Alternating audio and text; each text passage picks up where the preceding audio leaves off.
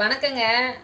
இன்னைக்கு வந்து காடை வறுவல் காடை சில்லி செய்ய போகிறோம். இத்தனை நாளாக செஞ்சதில்லை. இன்னைக்கு எப்படி இருக்குதுன்னு செஞ்சு பார்க்கலான்னு வாங்கியிருக்கிறோம். காடை சில்லிங்க எப்படி இருக்குது செய்யலாம் வாங்க பார்க்கலாம். நல்லா மஞ்சள் போட்டு நல்லா கழுவி வச்சாச்சுங்க. இப்போ சில்லி கலக்கிக்கலாம். தேவையான பொருளெல்லாம் போட்டு எப்படி கலக்கிறதுன்னு பார்க்கலாம் வாங்க. இது கார்ன்ஃப்ளவர் மாவுங்க, இது மைதா,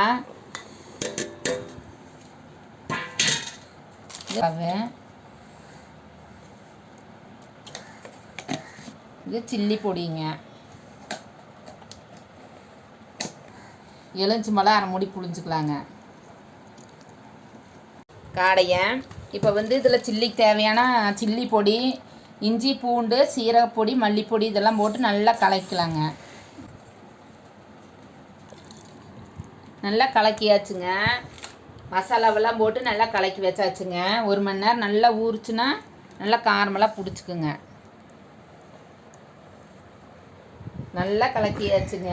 உப்பு நல்லா மசாலாவெல்லாம் போட்டு நல்லா கலக்கியாச்சு. 1 மணி நேரம் நல்லா ஊறட்டுங்க. சில்லி போட்டுக்கலாங்க. எண்ணெய் காஞ்சு போச்சு.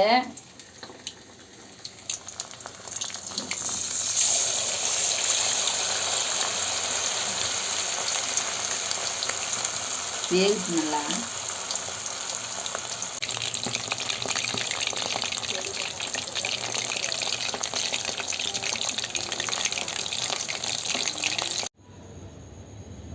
காடை சில்லி போட்டாச்சு. எப்படி இருக்குன்னு சாப்பிட்டு பாருங்க. சாப்பிடலாம்.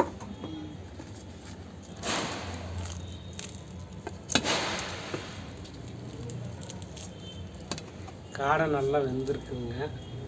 நல்லா மொறு மொறு வந்துருக்கு. நல்லா டேஸ்ட்டாக இருக்குது. கோழி சிக்கன் மாதிரியே இருக்குதா?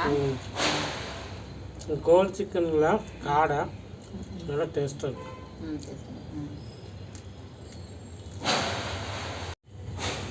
வீடியோக்கு லைக் பண்ணுங்கள், சப்ஸ்கிரைப் பண்ணுங்கள்.